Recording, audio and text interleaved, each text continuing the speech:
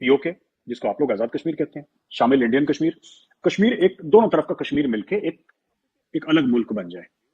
ये बड़ा रोमांटिक सा एक ख्याल था कुछ लोगों, JKLF was one such organisation जिसका बड़ा एक रोमांटिक ख्याल था। तो पाकिस्तान ने फिर टाइट साइड कर दिया उनको कि यार दिमाग ना खराब करें, हम लोग इतना सब कुछ इन्वेस्ट कर रहे हैं, तुम लोग अलग ही मुल्क बना रहे हो, फिर क्या फायदा यहाँ पे। तो ये सब एक कोने में हुआ।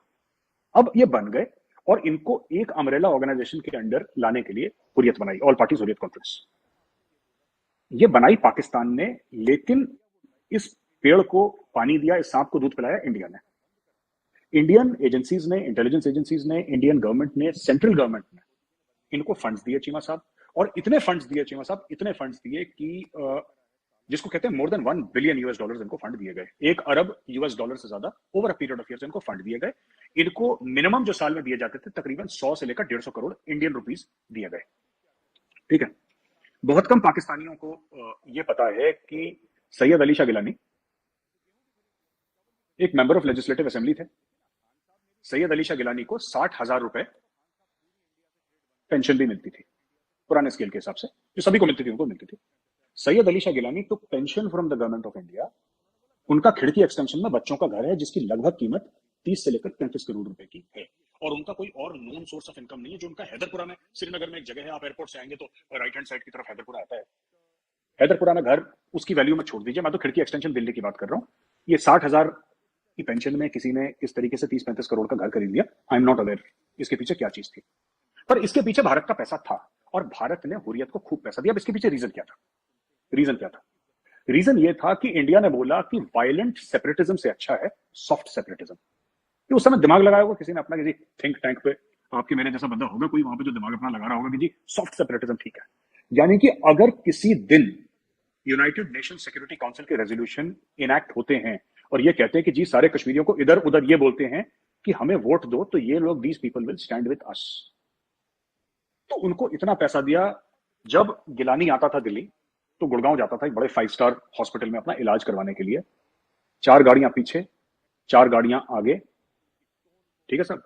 दिल्ली पुलिस के कमांडो अलग, प्रोटोकॉल अलग, और 2-2 से लेकर 3-3 लाख रुपए पर नाइट का जो प्रेसिडेंशियल स्वीट था उस अस्पताल का, उसमें भाई साहब रहते थे। 2-3 दिन अपना इलाज करवा के प्राइवेट चार्टर से आते थे, प्राइवेट चार्टर से जाते थे। अब ये 60,000 रुपए की पेंशन में तो ना हो पा रहा है ये सब। ठीक है चीमा साहब। तो इनको हमने भी पाला, इनको आपने भी पाला। और सच बात यह है कि कई साल इन लोगों ने पाकिस्तान का भी बेवकूफ काटा, हिंदुस्तान का भी बेवकूफ काटा। ठीक है। एंड ये कश्मीरी पॉलिटिक्स का, आम कश्मीरी मासूम है, इसमें कोई दो राय है ही नहीं।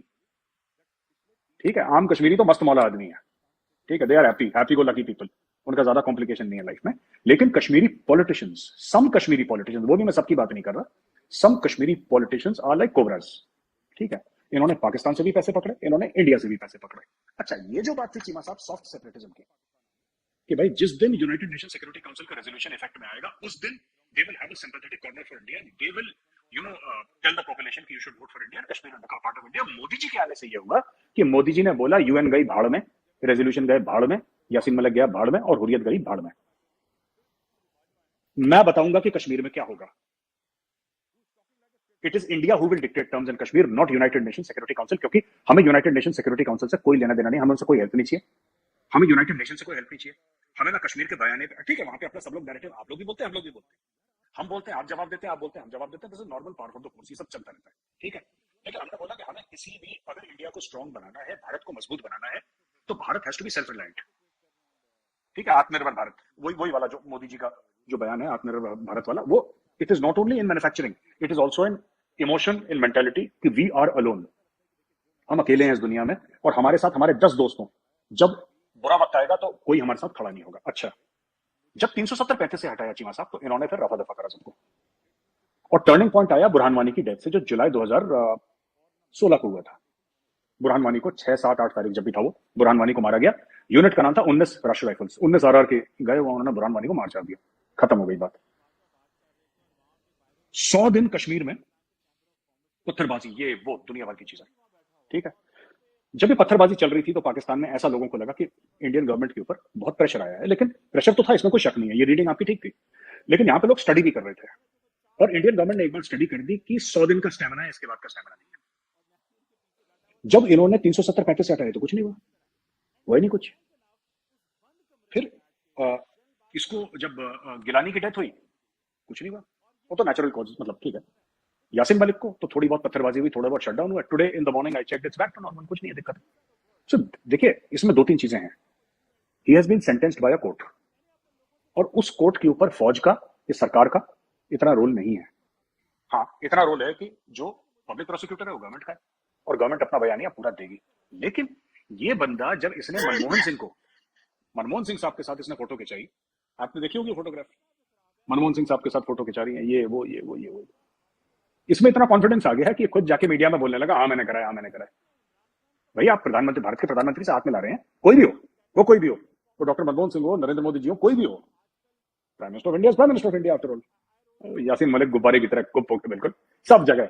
आपकी अदालत रजत शर्मा के सामने, मैंने ये कराया, मैंने ये कराया, बीबीसी में इंटरव्यू, मैंने ये कराया, ठीक है, कोई ना कोई नोट कर रहा था। सरकार बदली और उसके बाद 370 हुआ, बुरहान का खात्मा हुआ, सबका खात्मा, धीरे धीरे धीरे धीरे धीरे धीरे now even the Chinese are investing in Kashmir. It is not because Arabs आ रहे हैं, हांगकांग से 3 बिजनेसमैन आए थे, they are investing billions of dollars in Kashmir, उनसे बात चल रही है। तो even the Chinese who are supposed to be very close friends of Pakistan, they have decided to bless investment in Kashmir because they have understood कि इसका होने जाने वाला कुछ नहीं है।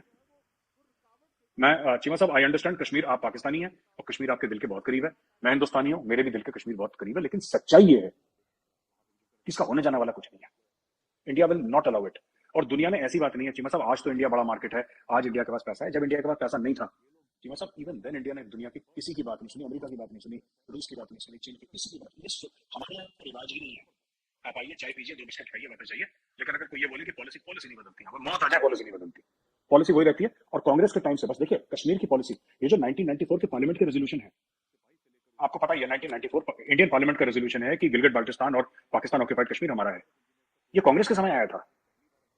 तो किसी के मन में यह गलतफहमी हो कि कांग्रेस कश्मीर को, वो ठीक है, उनका तरीका अलग है कि सबको मिला के बातचीत करो, आप आओ इधर, एक ग्रुप बनाओ जो मिलिटेंट से बात करेगा, ये सब। मोदी जी कहते हैं कोई बातचीत नहीं, खत्म करो मामला, रफा दफा करो, मट्टी पाओ, आगे बढ़ो। एटीट्यूड में चेंज है, लेकिन बेसिक सारी पॉलिटिकल पार्टीज का एक ही है कि कश्मीर पूरा का पूरा including Gilgit Baltistan as per the 1994 Indian parliament resolution. Cheema साहब, तो ये स्टोरी है आज की। नमस्कार दोस्तों, वीडियो आपको कैसा लगा कमेंट में बताइएगा और अपनी राय कमेंट बॉक्स में ज़रूर लिखिएगा। ऐसी वीडियो देखते रहिए और वीडियो देखने के लिए हमारे चैनल के साथ जुड़े रहिए, चैनल लेट्स टॉक के साथ।